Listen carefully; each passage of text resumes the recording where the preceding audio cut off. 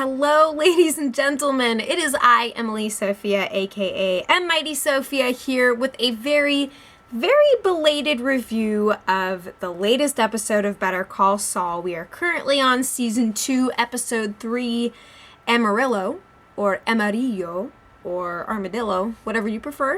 So, spoiler alert before I dive into the mad thick of things, as I shall be attempting to bear all in this review, although I have been told in times past that I forget to mention the Breaking Bad Easter eggs. That is something I'm pretty bad about, so I want to say I'll be bearing all in this review. I don't know if I will. I know that there are always callbacks to Breaking Bad, so anyway, I will cover everything I can in as brief of a time span as I can because this review is late. My computer is being very loud right now, so I apologize for the possible fuming machine sound that you may hear right now. It's being very upset with me. But anyway, so spoiler alert. Here we go. Yet another fabulous entry in season 2 in the show in general. I continue to be as impressed as all get out with this show in its very careful, loving, humorous, tragic rendering of one of Breaking Bad's finest characters, Saul Goodman, aka Jimmy James McGill, who is still currently wearing his McGill suit, although he's definitely got one foot in one world and one foot in the other, which I can assume that you guys know which worlds those are. There is the world of being an above-board legal professional for the firm that he's currently working for now, Davis and Maine. There is the world of, how shall we put it, below board freelancing, which is ultimately, of course, the side of things that Jimmy chooses. But as for now, he is doing his damnedest to be a legit professional, to hone his craft within the scope of the rules. And that is something that is very difficult for Jimmy to maintain. And in fact, he already slips up in this episode, as is evidenced by the fact that he does not wait to get his commercial scheme approved and instead immediately sends it on the air, of course getting 100 frickin' new clients for the firm based on the Sandpiper case. And that's all fine and well, you would think, right? Take a risk, get results, get paid, get laid.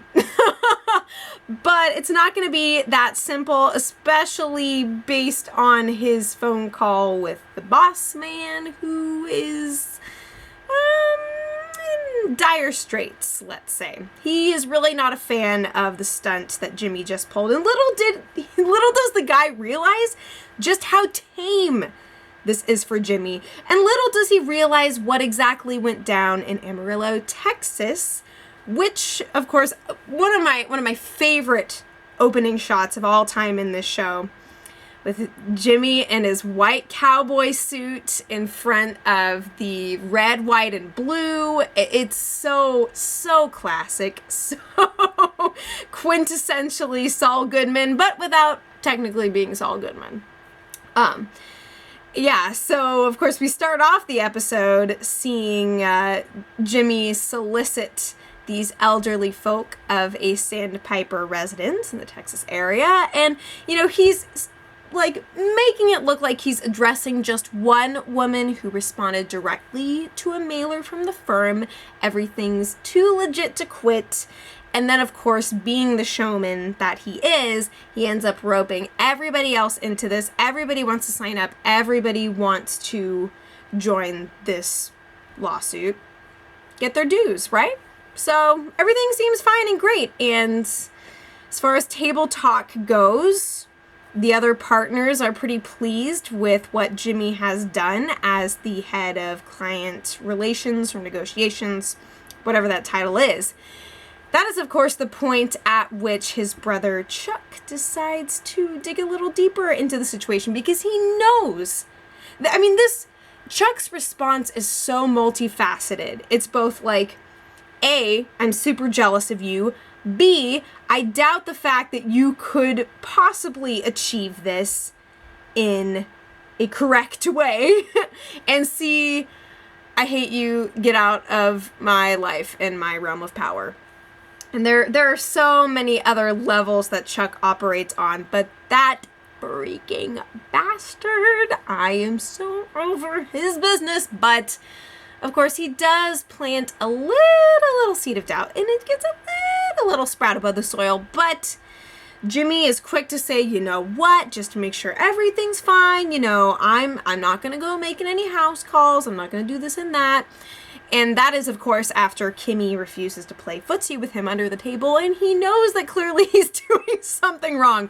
Jimmy is the ultimate cue reader. That is one of his very interesting talents, and it's really fascinating to see how he responds to his world. And a lot of what the show does is show us what Jimmy's paying attention to and how that plays into his actions. You know, we don't have to get an inner monologue. We don't have to have a bunch of exposition, because the show so capably lets us into the mind of Jimmy without any excessive narration, I guess you would say. I'm just every part of Better Call Saul is so carefully fine-tuned to show us exactly what we need to know, to give us the context from which to draw conclusions, to figure out where everybody's at, and to kind of decide where our own loyalties lie as well. So I think a big part of the reason why Jimmy is trying to keep things going forward at Davis and Maine is because Kim's reputation is completely on the line. She went out on a limb for Jim, and she's afraid that the bow is going to break and down will come baby cradle and all, which I definitely don't blame her. She is a very intelligent and sharp woman and the perfect partner for Jimmy, except that ideologically the two of them are kind of working in different places. And it's so crazy to see all the forces that go into Jimmy's forthcoming decision to embrace the lawless side of himself in becoming a criminal lawyer. And this is just one calculated step in that direction. He's trying to make things go in his favor, to be able to inject his unique flavor and talents into certain situations, and other people are not so fond of that. Although I would say that the whole move with making the Sandpiper commercial and with the Alpine Shepherd boy lady, that was perfectly brilliant. And the way he worked those two hipster film students was classic. I love it. That moment where Jimmy looks at the one guy with the glasses and he's like, does anybody like you? That is the kind of thing that I wish I could say to so many people. None of you guys, don't worry about it. But I was just so delighted by Mr. McGill. I feel him on so many levels in so many ways. But yeah, so he makes this, and this is the kind of commercial that we have definitely seen before. We've seen the super standard, plain, uninteresting mesothelioma ads, like the one that Davis and Maine had aired in years past. And Jimmy, of course, watches that commercial to see, like, okay, what are the rules that I'm working with? What's the game I gotta play? He sees that and he's like, I do not want to even take the chance of somebody saying no to what I'm gonna concoct. So, pardon me, move out the way. I'm about to turn into a full-on director and make something stunning that gets results, and he does it. He absolutely does it, and I could feel my heart palpitating, awaiting the results, and then boom, he gets it done. Technically in a legit fashion, but without the sanction of the other partners. So therein lies the problem. These compromises that he makes, these limbs that he goes out on are inevitably going to be the death of him, but he can't resist them. He absolutely can't. It's so magnetizing for him. I mean, the last thing that he can do is simply roll over and play dead just to satisfy others. He has this crazy, edgy, creative energy that spills out in all directions, and if he can channel it in a good way, good on him. Looks like he's gonna be having some problems in that area though. And it's so sweet too to see how he and Kim have bonded, and yet now he's already starting to keep things from her. And we know that she is going to be integral to his demise and ultimate downfall, so it breaks my heart the more I fall in love with Kim Wexler. I was trying to think of a good couple name for Kim and Jimmy, you know. You could go by their first initials and it could be JK. Which is terrible because the two of them are so wonderful together. I don't want it to be a joke. It's not funny. But yeah, so that's just one aspect of the story this week. We also got to spend a little time with Mike, his granddaughter Kaylee, and her mother, who I totally looked up the name, totally looked it up on IMDb. It's Stacy. Okay. So Stacy is Mike's daughter-in-law. Correct? I'm correct in that, I think. I'm so bad with basic plot points. I don't know why I exist sometimes, but anyway, so Stacy claims that she feels unsafe, namely because she hears bullets at night and ricocheting off her house on one particular evening, during which Mike actually had a little stakeout. Ate a little sandwich, looked around, heard nothing, and then comes back to Stacy and she's like, look, I was here, I heard it, I've been up. Clearly there is a little something going on under the surface, which is completely understandable given the events that we saw in the previous season in the flashback episode that we got with Mike. Situations did occur, and there's definitely some trauma at play. And Mike figures, well, look, I don't want to delegitimize her perspective. I want her to feel loved and safe and to take care of her. So what does Mike decide to do?